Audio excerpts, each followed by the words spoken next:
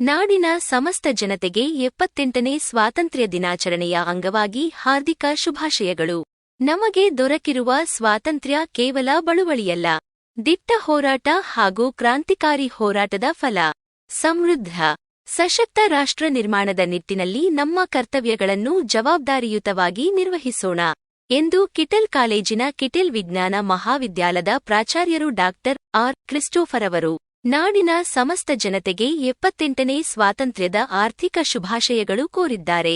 ನನ್ನ ಮಹಾವಿದ್ಯಾಲಯದ ಪರವಾಗಿ ಸಮಸ್ತ ದೇಶದ ಜನರಿಗೆ ಭವ್ಯ ಭಾರತದ ಸ್ವಾತಂತ್ರ್ಯೋತ್ಸವದ ಶುಭಾಶಯಗಳನ್ನು ನಾನು ಮನಪೂರ್ವಕವಾಗಿ ಕೋರುವನಾಗಿದ್ದೇನೆ.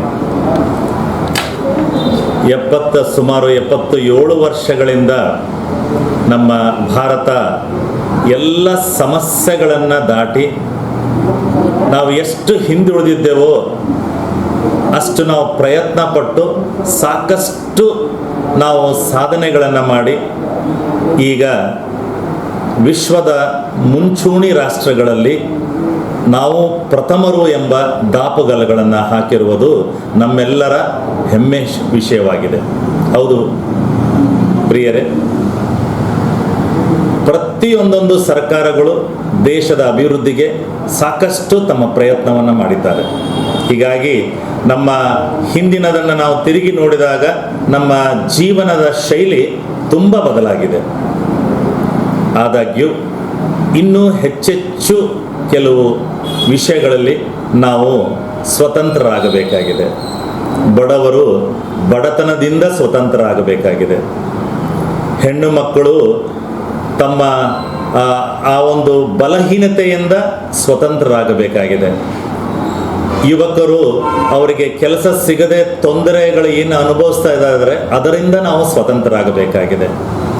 ಈ ಎಲ್ಲ ಸಮಸ್ಯೆಗಳನ್ನು ಕೇವಲ ನಾವು ಅಧಿಕಾರಿಗಳು ರಾಜಕಾರಣಿಗಳ ಮೇಲೇ ಹಾಕುವುದಕ್ಕಿಂತ ನಾವು ಪ್ರಜೆಗಳಾದ ನಾವು ಸಹಿತ ಎಲ್ಲರೂ ಇದಕ್ಕೆ ಪ್ರಯತ್ನ ಪಟ್ಟು ನಾವು ಸಹ ನಮ್ಮ ಕಂಟ್ರಿಬ್ಯೂಷನ್ ದೇಶಕ್ಕಾಗಿ ನಾವೇನು ಮಾಡ್ತಾ ಇದ್ದೇವೆ, ನಮ್ಮ ಜವಾಬ್ದಾರಿಗಳೇನು ಅಂತಕ್ಕಂಥದ್ದನ್ನು ಅರಿತುಕೊಂಡು ನಾವು ಸಹಿತ ದೇಶವನ್ನು ಕಟ್ಟಲಿಕ್ಕೆ ಈ ಎಲ್ಲ ಸಮಸ್ಯೆಗಳನ್ನು ದೂರ ಮಾಡಲಿಕ್ಕೆ ಪ್ರಯತ್ನ ಮಾಡುವುದಾದರೆ ನಿಜವಾಗಲೂ ಈ ಭಾರತ ದೇಶ ಭವ್ಯ ಭಾರತ, ಶಾಂತಿ ಸಮಾಧಾನದಿಂದ ಕೂಡಿದ ಭಾರತವಾಗುತ್ತದೆ. ನಮ್ಮ ಎಲ್ಲ ಪ್ರಯತ್ನಗಳಿಂದ ಭ್ರಷ್ಟಾಚಾರವನ್ನು ನಾವು ನಿರ್ಮೂಲ ಮಾಡಬಹುದು. ನಾವು ಕೇವಲ ಮೇಲಿನಿಂದ ಇದು ನಿರ್ಮೂಲವಾಗಬೇಕನ್ನುವುದರ ಬದಲು ನಾವು ಸಹಿತ ನಾವೇ ಹೋಗಿ ಅದಕ್ಕೆ ಪ್ರೋತ್ಸಾಹ ಕೊಡುವುದನ್ನು ಬಿಟ್ಟು ಆ ರೀತಿಯಲ್ಲಿ ನಾವು ಭ್ರಷ್ಟಾಚಾರವನ್ನು ನಿರ್ಮೂಲ ಮಾಡಬಹುದು. ಈ ರೀತಿಯಲ್ಲಿ ನಾವೆಲ್ಲರೂ ಒಂದೇ ಭಾರತೀಯರಾಗಿ ನಮ್ಮಲ್ಲಿರ್ತಕ್ಕಂಥ ಎಲ್ಲ ಭೇದ ಭಾವಗಳನ್ನು ಸಂಪೂರ್ಣವಾಗಿ ಮರೆತು ನಮ್ಮದು ಒಂದೇ ಒಂದು ಹೆಡ್ಲೈನ್ ಇಟ್ಟುಕೊಳ್ಳೋಣ, ನಾವು ಭಾರತೀಯರು.